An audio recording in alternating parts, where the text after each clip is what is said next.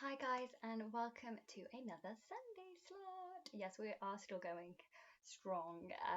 Welcome to my teens, welcome to whoever else is watching. We are super happy that you're here. This week we're going to be thinking a little bit about Jesus, as we normally do, but Jesus walking on water, and thinking a little bit about Peter. So let me just ask you a straight up question. Have a think about some things that you find difficult, maybe at home or at school. So have a think about some things that you find difficult, maybe at home or at school, or maybe at work for those of us that are of the mature audience.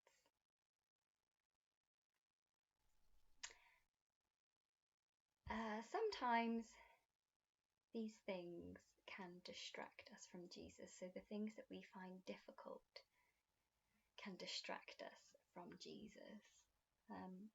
And that's all going to come round full circle as the video goes on. So keep that in mind as I tell you a story about a guy called Chris. Now Chris was cool. We'll use that word. Chris was cool. Nothing seemed to unnerve him. That's why the youth group was surprised when he objected to the idea of a weekend service retreat at a home for mentally and physically disabled people. "Why don't you like that idea?" someone asked. "It's stupid, that's all," Chris said. "Are you scared or what?" someone else asked. "Yeah, sure," Chris responded sarcastically. The group decided to go ahead and planned the retreat. Chris grudgingly went along and kept up his cool veneer, but inside, Chris was afraid of the people at the home. He coped with his fear by avoiding any contact with the residents, but he couldn't avoid the dance. Chris walked in late and leaned against a wall in a dark corner. Sally, one of the residents, saw him and rushed up in her wheelchair. She tugged at his arm. "Dance with me," she pleaded. He pretended he had not heard her. "Please dance with me," she persisted. "Please." Reluctantly, Chris agreed. Although he felt awkward at first, Chris's fears soon faded. He discovered that Sally was fun. She had a sharp wit. Sally actually made Chris feel very comfortable. "I was scared," he admitted later. "I didn't know what to expect. Then I saw the love and care these people give. They are just like me." Like Chris's fear of the residents, Peter, one of Jesus' disciples, often suffered from fear. And we're going to take a look at an example of when Peter suffered a bit from fear. So thinking a bit at the beginning when we were thinking about the things that maybe we find difficult at home or at school. So this is taken from Matthew 14, and we'll probably do verses 22 up to 33, maybe. So this is the story of Jesus walking on water. Immediately Jesus told his followers to get into the boat and go ahead of him across the lake. He stayed there to send the people home. After he had sent them away, he went by himself up into the hills to pray. It was late, and Jesus was there alone. By this time, the boat was already far away from land. It was being hit by waves because the wind was blowing against it. Between 3 and 6 o'clock in the morning, Jesus came to them, walking on water. When his followers saw him walking on the water, they were afraid. They said, "It's a ghost," and cried out in fear.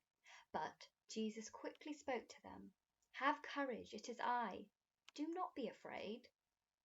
Peter said, "Lord, if it is really you, then command me to come to you on the water." Jesus said, "Come."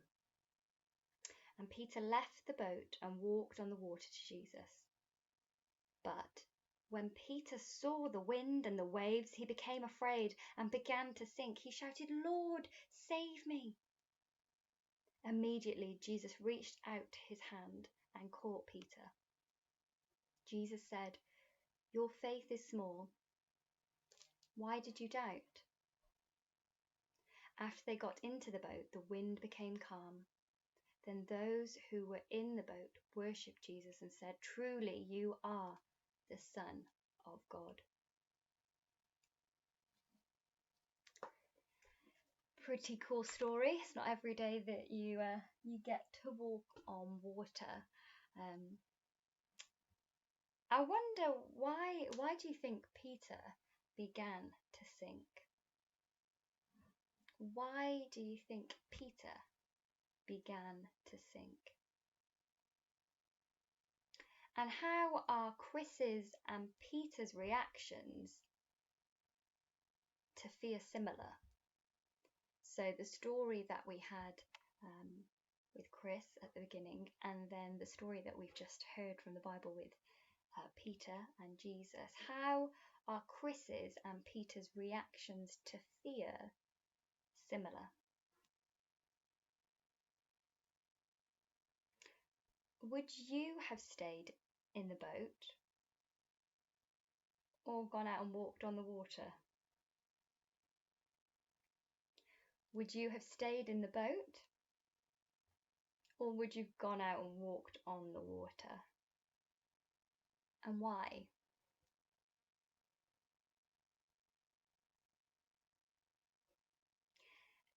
It's easy to keep our eyes on Jesus when we are having a good and fine and dandy time.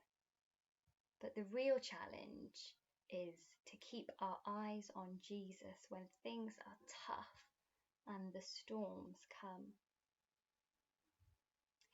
It is important to note that while Jesus is disappointed with Peter's lack of faith, and he says, your faith is small. Like, why did you doubt me? Like, why? But Peter has also acted in actually greater faith than the other disciples. He is learning. Faith cannot be worked up by formulas or emotions, but it grows through various tests, various storms, if you will, as we continue to trust Jesus and he continues to teach us, just like with Peter.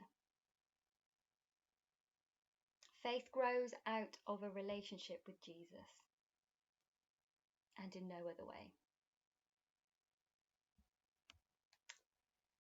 Well, I hope that has given you a little bit of food for thought this Sunday, thinking about Jesus walking on water, but also kind of more specifically thinking about Peter walking on water, and about that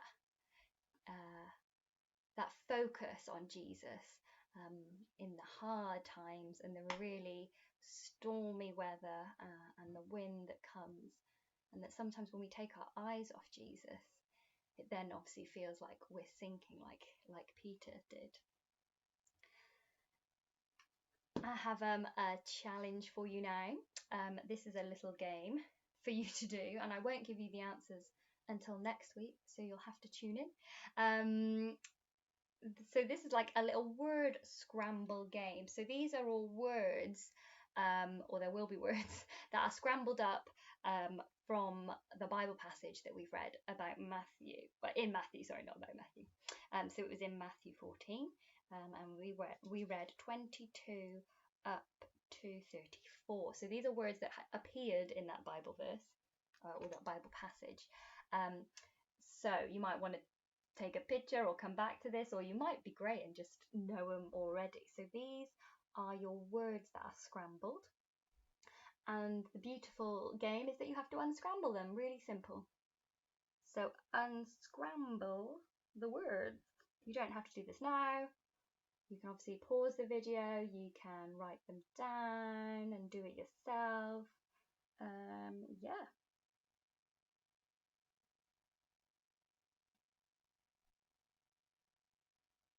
So those are our words.